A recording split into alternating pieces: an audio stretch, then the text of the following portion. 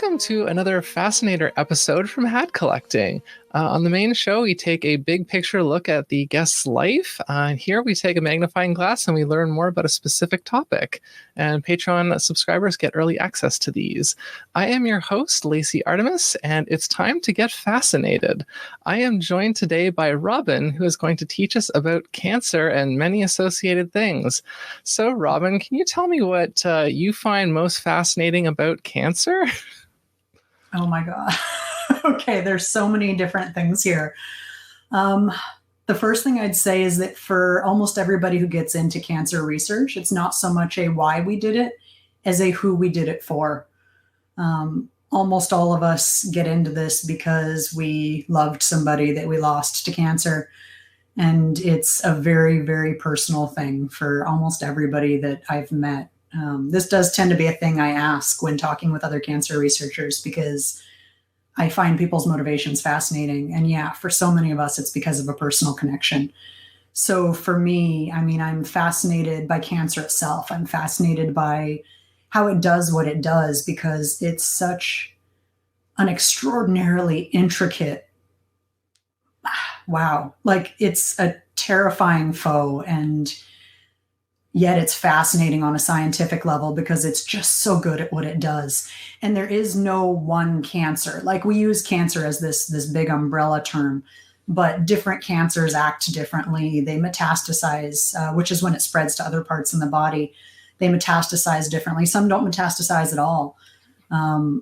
Like the rates of complications, like the types of symptoms that you get are going to be different from cancer to cancer. So really, every different type of cancer is different.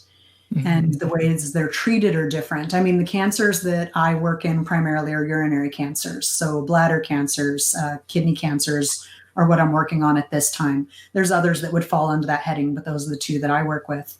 And like in kidney cancer, we don't even use chemo. We use other systemic treatments. But everybody tends to think of chemo as what is used for cancer. It's chemo, but we don't even use chemo at all. And there's just so much to learn and so many different aspects of cancer. And you can look at it through the lens of social inequity, which I will get into later on. You can look at it through the lens of, I've been attending a lot of conferences on how COVID has changed cancer and the way that we care for cancer. You can look at it in terms of pharmacogenetics, which I'll discuss later and is amazing. And I will probably cry when I talk about it, full warning. There's so many things to learn and explore in relation to cancer. And at the heart of it, it's all about, how do we help people? How do we help fewer people get cancer? How do we protect the people who get it? How do we catch them at an earlier stage when our tools are more effective? How do we treat them in the way that is least terrible for them, or sometimes can be pretty bearable? How do we reduce the side effects they experience? How do we mitigate the pain they have? How do we extend their survival? How do we give them better, good time in the time they have? How do we extend the time until they pass on if we're unable to save them? And there's just so much to it. And it's a terrible thing. And I can't wait until we have figured out how to cure as many of these as possible and until we are past this. But in the meantime, I think I could spend the entire rest of my life studying it and still feel like I haven't even begun to scratch the surface of what there is to know. Mm-hmm. I feel like I should say off the top, I realized that the intro is perhaps a little more upbeat than maybe it should have been for a topic like this. Like, you're going to teach us about cancer. And it's like, and I also didn't say off the top that you're a cancer researcher, but I'm sure the audience has figured that out by now. Yeah, you sent me a good standing of the American Academy of Cancer Researchers and the European Academy of Cancer Researchers. So, association. Excellent. So, yes. Yeah, excellent. Well, perhaps then, since, COVID is ever present still, I feel like we're starting to get to the point that it's starting to be a bit more in the rearview mirror. But you mentioned how it's changed through the pandemic, and I'm definitely curious to hear about that. So perhaps we can start there, unless theirs makes more sense in a different chronological order. That's totally fine. I am autistic. It's very easy for me to bop around to different lily pads. It's been both a good thing in some ways and a very terrible thing in many other ways. And essentially what we are seeing is that we are going to have a huge backlog to deal with. We will see an increased death toll from COVID, how it has affected cancer, because early diagnosis is so crucial. It is so, so, so crucial. For many things, so you start out with a localized cancer, which means that you have one tumor and it's just in an organ or it's somewhere and it's doing its thing. And then it metastasizes, which is when it starts shedding off cells, and those cells enter the system and go elsewhere in the body and start their own new tumors everywhere else. And it is so hugely a different experience treating localized cancer as versus metastatic cancer. I mean, in kidney cancer, like moderate risk, if it's still a localized cancer, means you have an 80% chance of being alive in 5 years. Whereas once it metastasizes, that literally flips. Moderate risk now means you have a 20% chance of being alive in 5 years. And the rates of death rise so precipitously once we have that metastatic thing occurring. And so, we need to get to people early. We need early diagnosis. And what we've seen over the past year and a half is that understandably, people have not been getting diagnosed. They've been staying out of hospitals. They've been staying out of their doctor's offices. They have been defending against this very immediate threat of COVID. And as a result, all of this other stuff has been sliding. And so we are months or even potentially more than a year past when these people should have been getting diagnosed and potentially started on treatment. We've also been canceling surgeries. When hospitals were getting overwhelmed, well, we have to cancel things like cardiac surgeries and cancer surgeries. And so we have people that should have been getting treatment, who have been diagnosed, who were not getting appropriate treatment. And that gives their cancer more time to grow. So that's been a huge problem and will be a huge problem, because all of those bills are going to come due very, very shortly. And we are going to have a huge backlog to deal with. In another way, it's been a potential positive, because telemedicine has become much more available and accessible. And we have been having this now, obviously, there are things you can't do in telemedicine for cancer. Like if you need IV chemo, you can't really do that with telemedicine. But maybe what we can have moving forward, and these are discussions that are being had in the cancer community now, maybe we can have nurses in rural areas that are trained to give chemo. And so you have the doctor doing telemedicine to a nurse in a rural area that can then give chemo locally. And there are other chemo and systemic therapy campaigns that don't have to be IV, that can be done by pills. And those could potentially be handled all through telemedicine. And we did this thing that made a lot of sense at the time, where we created these big cancer centers. And it made perfect sense. Like, if we localize everything, we'll be able to have all these specialists in one place, all the equipment's in one place, specialized nurses, we have all the wards, everything. It's your one-stop shop. You can go and you can get all your imaging and your chemo or your systemic treatment. Chemo falls under systemic treatment, but there are other systemic treatments as well. You can get it all done at once. You can see your multiple specialists, because sometimes you need to see multiple specialists at once. And you can get it all done on the same day. It's great. The problem is that in order to create these big localized cancer centers, we pulled resources from smaller community places. And so now, instead of everybody having cancer treatment fairly close by, maybe you have to travel 5 hours to get to one of the cancer centers. And maybe you have to do that twice a week, maybe 3 times a week. It depends what your regimen is. And this is a huge difficulty for people who are in rural areas who need access to treatment. Yeah. So if we can use telemedicine to start addressing that problem, it's going to have a huge impact on those in rural areas. So, yeah, for sure. So I was just sort of reviewing the list of potential topics, subtopics under this subject that you sent to me. And so I noticed that one of the ones you mentioned was like the physiology of how cancer actually works. And so I'm going to go back into playing the role of the layperson who doesn't know that much about it and is curious. And so you can correct me if I'm wrong or clarify if necessary, but my understanding of how cancer works is that it's because cells are constantly kind of like replacing and redividing, and there can be like kind of errors in the coding or there are mutations, and that's kind of how it gets started, and then that mutated cell can then kind of keep growing. And I don't know if it like takes over other cells or if it just sort of like pushes everything kind of out of the way. Like you could probably explain that. So yeah, cancer is always a genetic disease, always. And I don't mean that in the sense that it's hereditary, although there certainly are hereditary cancers.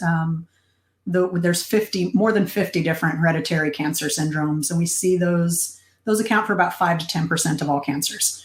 So the other 90% are still genetic because they are starting with a genetic change. In over half of cancers, the genetic change that starts is the loss of what's called a tumor suppressor gene. So we have like P53, TP53, genes like that, BRCA1 and 2, which a lot of people have heard of in relation to breast cancer. These are genes that, so you have your DNA and you have it together in your two strands. And when it needs to be copied, it splits apart briefly. So then it fills it in with the corresponding bases that need to be there. And that's all fine. But what happens when you have a mistake in that? Okay, so you have these genes, mismatch repair genes, that are supposed to go in there and be like, whoa, that doesn't go with this. And they take the wrong one and they put the right one in. But if you lose those genes, then all of a sudden you're just getting error after error that's not being caught. And now it's being turned into these malformed proteins and it's all bad. And that's when you start getting things like cancer. So tumor suppressor genes actively suppress tumor growth. And those genes are often also mismatch repair genes. So you're really getting this double whammy where you're both losing what keeps the tumors from turning, or what keeps things from turning into tumors, and you're losing what stops genetic damage from occurring. And then it just starts spiraling out of control, and it turns off the mechanism that usually would cause what we call apoptosis, like planned cell death. Cells are supposed to die if they're malformed and they're bad and they're going to cause trouble. But they turn off those mechanisms, and now suddenly you just have this thing growing out of control. And then it starts doing things like it'll pull blood cells to it. It'll create essentially arteries and capillaries and things running to itself because it needs blood to feed this new and growing tumor. So it will actively recruit resources from around it in order to continue this out of control growth. And that's actually one of the ways that we are trying to interfere with cancer. There are treatments that interfere with that angiogenesis part, like where it interferes with it bringing blood to itself, and it interferes with it getting what it needs from what we call the microenvironment, the area around the tumor. Like, how can we interfere with it getting resources and stop it from growing out of control? So yeah, every single cancer is genetic, whether or not that's a hereditary thing. Mm-hmm. And anything carcinogenic increases that, which is why we see increased, for example, smoking is a big one. Holy cow, it's a big one. So smoking causes genetic changes due to the chemicals in it being carcinogenic. And that's why you are far more likely to get certain kinds of cancers if you're a smoker, because it is accelerating that rate of genetic damage that's occurring. Mm-hmm. Yeah, some of this stuff I sort of had maybe a loose knowledge of, because between either watching a lot of medical dramas, or I know that my mom has a lot of fascination. She's more interested in psychology generally, but she also is interested in just kind of this sort of stuff in general. Yeah. So I think I've probably heard little bits and pieces of this kind of stuff from her. But I'm curious to, I guess these two parts are kind of related, but you said that the social inequity of cancer and the sociology of who is affected. I'm definitely interested to hear about those two. Those two are huge. Black folks in particular. Black men are 10% more likely to get cancer than white men, and almost 25% more likely to die of it. And with Black women, we actually see a lower rate of cancer, about 7% lower than white women, but 13% more likely to die of it. And this goes back partially to what I was talking about earlier, which is that early detection is so important. And there are so many systemic barriers in place for Black people and for other racialized people just to be able to access treatment. And that can be medical care providers aren't taking their concerns seriously, which is a consistent problem we see, particularly with Black women whose pain is not considered as important and not listened to. It may be they can't take time off work. It may be they know they couldn't afford treatment, so they don't bother to get diagnosed.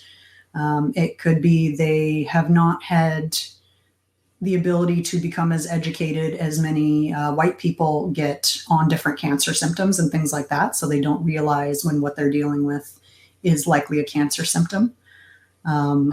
There's a number of other things beyond that, like the fact that many Black people tend to be economically disadvantaged, and so they don't have access to as good a nutrition as many white people do. And so then you start getting that nutrition aspect going on. Some cancers can be affected by, well, for example, red meat increases risk of certain kinds of cancers. So frequent consumption of red meat, if all you have near you is a McDonald's and you're eating off the value meal, multiple times a week, it's not great for you.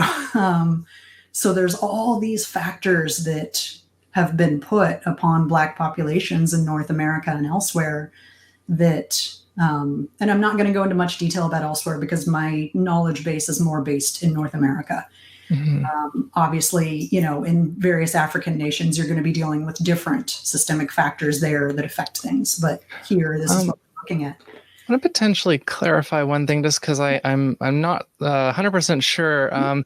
So I do understand the kind of social aspect, like you were saying, like the less education and typically, the pain's not taken seriously, so they can't get treatment as much. Yeah. Is there, because I suspect there's probably someone out there who might be thinking, oh, if people of color are more like get cancer at a higher rate, is there any genetic component to that, or is it purely just, or mostly just increased rates for certain cancers among people with different genetic ancestry? But it can also just as easily go the other way. Like there are certain cancers that Black women are far less likely to get than white women, and then other cancers where it's reversed. So it's not an across the board thing by any means. It's very much based on those particular cancers as to where your risk falls based on your ancestral group. Oh, thank you for clarifying that. I just wanted to make sure that, like, again, so I understand, so that the audience, because there's probably someone out there who, if I'm asking it in my head, someone watching is probably asking it. So I wouldn't say there's a huge across all cancers. The genetic aspect to me is not going to be as important as all of those social inequities that we're dealing with. And that's also where we're looking at the significantly increased rates of death. It's not because they are Black or Latin or whatever. It's because they're not getting treated early and they're not being treated as appropriately, and they don't have as much access to healthcare. And we've actually been starting to narrow this gap to an extent. And luckily that is falling faster, like year to year from like 2019 to 2021, white men have about 1.6 fewer cancers and Black men have about 2.6 fewer cancers. Fantastic. We're getting there. We still have a long way to go, but the progress has started. And part of that is just the cancer community becoming much more aware of these barriers and trying to figure out what we can do to address them. Because we shouldn't have anybody dying unnecessarily. Like fine, we can't save everybody, but we shouldn't be having unnecessary deaths, especially not to preventable things. Absolutely. And I know, and this is probably another thing that you can speak to a little bit. I know that I've heard that refrain of people saying like, oh, we've sunk however many billions or whatever into cancer research, but we haven't cured. And that comes back to the whole, there's not just one type of cancer. And I have heard that a lot of progress has been made in multiple types of cancer and prolonging life. So that lost the thread in my head. We have functionally cured CML, for example, which is a kind of leukemia. You can take a pill every day and you will live, and you will die of something else other than the CML. We've made incredible progress. We've introduced things like immunotherapy, which can take about 20% of people who are stage 4 terminal cancer and save their lives. And that's incredible. And right now, I guess to take this in a pharmacogenetics perspective, because, oh God, this is exciting. This is the part where I cry. So as I was saying, tumors are all genetic. And once you get this tumor going, it continues to just reproduce and reproduce and reproduce. And as it reproduces, it's introducing new elements of mutations into this tumor. So you may have genetic signature A and B and C and D all in this one tumor because it just keeps reproducing. So we give you chemo, and this chemo is really good against types A and B. Awesome. We knock out all your A and B, and it seems like the cancer's gone away, but then it turns out you had like 2% of C and 1% of D, and that C and D starts growing again. And now you have a recurrence. And we see this as a failure of chemo, when in reality, the chemo didn't really fail. It likely did what we wanted it to do, which was target A and B, but the problem was there was more to it than that. And so right now we're doing, there's 20 different trials right now happening for mRNA vaccines against cancer. We are testing them against myeloma, against leukemia, against breast cancer, pancreatic cancer, esophageal cancer. We're testing them against all these different kinds of cancers. One of the ones we're doing right now is glioblastoma, and there's a 5% survival rate at 5 years for glioblastoma. It's nearly a death sentence for almost everybody who gets it. And so what we're doing is we're sequencing people's tumors, and we look at the 20 most common mutations in that tumor, and then we create an mRNA vaccine against those mutations. And I'm so hopeful and so excited, because it's possible that this could be what we've been waiting for, that this could be the way that we're able to train the body to recognize, because part of what cancer does is that it turns off the immune system. It makes itself invisible to the immune system so that it doesn't get taken out. And that's what immunotherapy targets. It essentially trains the body how to recognize it again. But this would be an extremely effective way. And the hope is that if we're targeting 20 different mutations, that every tumor cell in that body is going to have at least one of those mutations. And we can just take it all out all at once.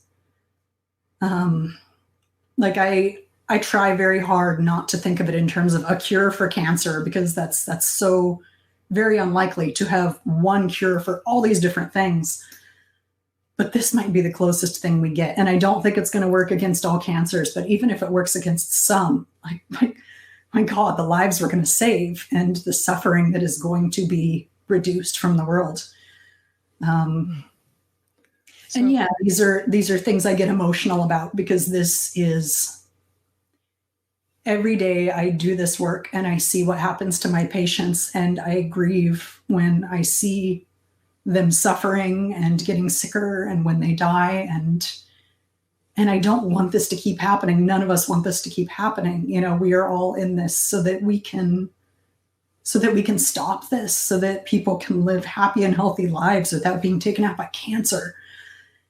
And this is such an incredible development. And I'm so hopeful for the future and where we might go with this. And yeah, it remains to be seen. There's a lot of things that have worked great in the lab, and then we put them into humans and it just doesn't act the same. So I try very hard to not get too excited about whatever new, it's a breakthrough against cancer. We found that this cures cancer in mice. Yeah, we're really, really good at curing cancer in mice. We are so good. If you're a mouse and you get cancer, you're fine. We've got you. But it's so hard to make that jump to something working in humans. And now we have something that has already been proven to work in humans for something else. And all we have to do is make a lateral jump to it working for this. And I am so hopeful. It's impossible not to be hopeful. I want to, that's really fascinating, because I know that the COVID vaccines are based on the mRNA thing as well. And I was thinking of asking this as you were talking, and I think I may have answered my own question. I was going to say, did the sort of like chicken and egg thing, did they get the idea for that kind of cancer treatment from that, or did the COVID vaccine idea come from doing that with cancer? But they're probably both kind of happening at the same time. Yeah, both of them have been under work for a very long time. This is not, but things have been stepped up because of how successful it's been against COVID. So like Moderna, for example, is working with MD Anderson Cancer Center down in Texas. They're the ones doing the colorectal trial. So we have these companies now that have like huge established background in doing this, now partnering with cancer centers to get these trials going at an accelerated pace. Whereas before it would have been just little individual labs working on it and trying to figure out how they might make it happen. So I think the pace at which we're seeing this is now going to be significantly stepped up. And I can't wait for results. Yeah, so I guess then one of the next questions, I think we've kind of touched on all the things that you listed. I will give you a chance to kind of do any parting thoughts that you might have or anything you might have missed, but I did want to ask for anyone who is listening or watching who might want to get more involved or might want to learn more and dig more into this. Can you recommend any like resources, any organizations, anything like that? Absolutely. There's a lot of incredible cancer organizations. There's also a lot of controversy about this particular thing because there's a number of organizations that have a lot of controversy around them in terms of pinkwashing and things like that. But yeah, I would go to the American Association for Cancer Research is a great place to start, and they have a lot of things that are available. Johns Hopkins does a lot of cool, they'll do like webcasts and stuff about different cancer topics and discussing things with different cancer researchers. Memorial Sloan Kettering has a fantastic webcast series about this where they talk to different experts. Some of this might be a little bit above the average layperson's understanding, but quite a few of them are done in a very accessible way. Particularly the ones that are going to be more about social inequities and stuff will be very accessible to people. I mean, there's so much cool research about this. Like anything you can think of, there's a way that it ties into cancer. And yeah, so I would definitely check out Memorial Sloan Kettering's resources, Johns Hopkins resources. I'm not really going to direct to specific cancer organizations like nonprofits and stuff, because again, there can be debate about which ones are good to support and which ones aren't. And I just don't want to get hated on for saying like, I don't know, I think this one's dodgy. And then people who they're like, what's wrong with you? No, that's totally fair. So yeah, I guess at this point we've done. I wanted to. We touched on the things that you brought up. I was just checking the text to make sure, and I wanted to give you a chance if there's anything that you think you might have missed, or maybe you didn't quite say everything you wanted to say about it, or if there's anything else you didn't include in the text that I'll give you a chance here. I would say the only other thing that I didn't really cover is my great frustration with how cancer is reported on in the media. And I think I touched on it a little bit earlier when I mentioned, huge new breakthrough, we're going to cure cancer because we figured out mouse trials. And every little thing that happens basically gets hashed to death in the media as a cure for cancer is on the horizon. And this actually does an extraordinary amount of damage because, one, all of this is super preliminary. Like you can't jump from, we figured out how to interrupt this pathway in mice, maybe humans are a year later. But two, it causes problems between oncologists and patients. Because there's so many people going through cancer, so many people who love them. Anytime there's a new breakthrough, their relatives are deluging them with information about it that they saw on TV or whatever. And then they're bringing it into their oncologist's office and going, hey, this. And the oncologist is like, well, we can't do that, or that doesn't work, or no, that thing doesn't actually help. And then they stop trusting their oncologist. And it gradually creates this chasm where they think that their oncologist doesn't know enough, like maybe they're just not up to date on the new research. And we also see this, a lot of people in an effort to help people that they love who are going through cancer will recommend, have you tried this herbal regimen? What about these vitamins? Cannabis will cure cancer, like all these things that they hear about from somebody else or they find on the internet. And it really worries me because I see a lot of patients who have not gone for timely fashion because they are trying these things, so that they don't get to treatment in a timely fashion because they are scared of the treatment, which is understandable. But they spend time then trying these other things that they are hoping will work. And sometimes that results in a patient that we can no longer cure. And I'm especially frustrated by this at this moment because I've been trying to get a group pulled off Facebook that has tens of thousands of followers, where they are advocating drinking urine to cure cancer and rubbing lumps with urine rather than going and getting treatment and diagnosis. And I look at these posts where people are saying, no, you just have to rub a lump with urine, twice a day and it'll start going away. And they're actively discouraging people from seeking diagnosis. And I know that this kind of advice comes with a death toll. People will die because of these kinds of things. So please, I understand the impulse to help. I really do. It's so hard to see somebody that you love hurting and suffering, and you want to fix it however you can. But please don't rush to send them the most recent article about a mouse development or something about, drink more St. John's wort and you'll be better. Like, these sort of things end up actually hurting the people that we're trying to help. And we really just need to put so much emphasis on early detection, and then treatment with whatever kind of treatment is appropriate for that specific kind of cancer. And I know it's not perfect. And I know we all know people that have died from cancer. We all know people that have had a terrible time on chemo. We have seen it happen. And I know we don't want this for our loved ones. And it's not perfect, but it's the best thing we have right now. And it gives your loved one the best chance of survival we can offer. Mm-hmm. Or if we can't offer them survival, at least we can give them more time to be here and make memories and spend more time with their loved ones. And that's all we want. Like, there's no cure for cancer that we're hiding. Like, all of us, every day we get up and all we want to do is fix people. And if there was a cure, God, believe me, even pharmaceutical companies would be all over a cure, because somebody who lives is somebody that goes on to continue being a consumer. There's somebody who's going to get sick and they're going to come for treatment for other things. Whereas somebody who dies stops being a consumer right then and there. You're never going to get another dollar from them. So even if your argument is from the basis of big pharma wants money and it doesn't pay to cure, no, it does pay to cure, because you want as many consumers as you can get. Mm-hmm. Yeah.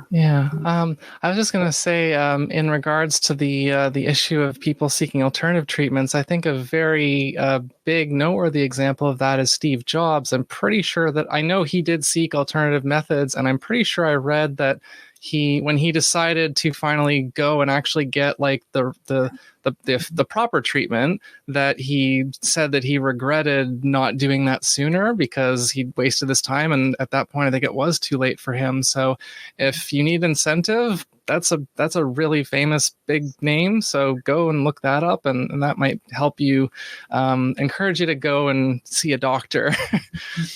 I would say if you want to do the herbal treatments and stuff, do them alongside, as long as you've checked and these aren't actually harmful, because some of them are actively harmful.